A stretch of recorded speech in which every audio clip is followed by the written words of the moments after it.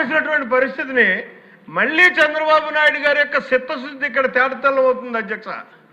ఏదైతే ఈ మల్లవరం ఎత్తిపోతల పథకం ఉందో లాస్ట్ క్యాబినెట్లో దాన్ని క్యాబినెట్ శాంక్షన్ తీసుకుని మళ్ళీ తిరిగి 140 కోట్ల రూపాయలు శాంక్షన్ ఇచ్చి ఆ పథకాన్ని మళ్ళీ పునర్వ్యవస్థీకరించడం మళ్ళీ బతికించినటువంటి పరిస్థితి అధ్యక్ష. ఇవాళ పనులు ప్రారంభం కాబోతున్నాయి.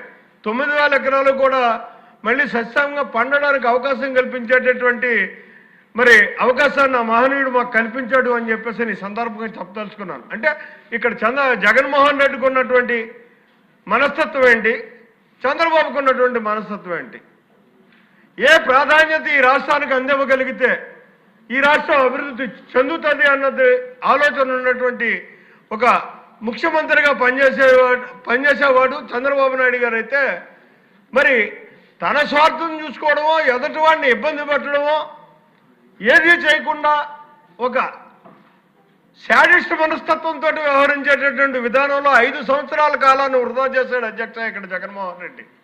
అందులో ఈ రాష్ట్రం చాలా తీవ్రంగా నష్టపోయింది. ఇంకొక ఉదాహరణ చెప్తాను అధ్యక్ష. ఇక్కడ మనం చెప్పుకోవాల్సి వస్తే ఏదైతే పుష్కర 86,000 ఎకరం నాకు నా ఆయకట్టుకు